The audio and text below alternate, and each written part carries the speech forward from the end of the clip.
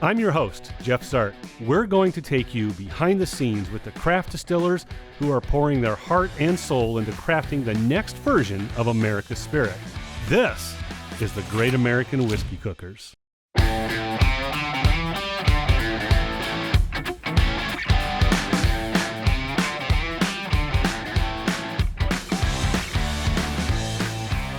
So let's talk about your barrels. Where they come from, the char level. Yep. I mean, we're sitting here in a rick house, so we'll talk a little bit about that. But talk to me about your barrels.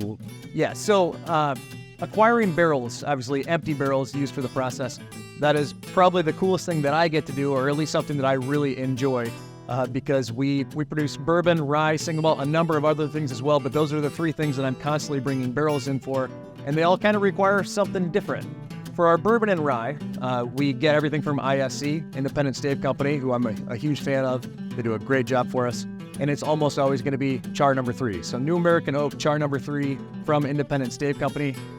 For single malt, that's where things get really crazy, and I'm sure we'll spend a little bit of time on this. You're talking about this here, right? Yep, our quintessential American Single Malt. I'll talk about American Single Malt for hours if you let me. It's my absolute favorite thing in the world right now. But for that, we age everything in our own ex-bourbon barrels, but then we eventually transfer it to a series of different finishing casks. So I'll bring in, sherry butts from Spain. I'll bring in port pipes from Portugal and brandy casks from our own distillery and brandy casks from all over the country.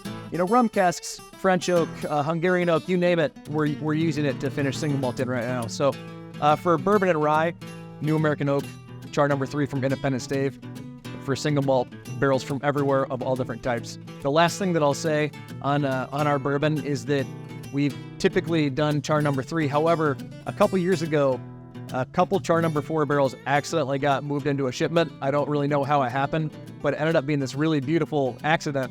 When we went to harvest that whiskey and get it prepared for bottling, I noticed that it was a char number 4 barrel, not a char number 3, and I absolutely love the product it put out. So now I'm kind of, playing with some concepts on maybe half we want to do char number 3, half we want to do char number 4. So I'm at a kind of a decision point on that we might do some experimentation, but up to this point, about 99% has been char number 3. So what you're saying is that in 4, 5, 6 years or so, we could see another product, another bourbon product that's char number 4. Right? That's exactly right. And that's always kind of the bummer on product development when it comes to whiskey, is that if I decide something today, or I hear of something today that we want to put into play, you're talking years down the road before it becomes a real reality, which is always, kind of a trade-off. It's a pro and a con, if you will. But 5, 6 years down the road, I think we'll have some char number 4, maybe even a blend of 3 and 4, something like that.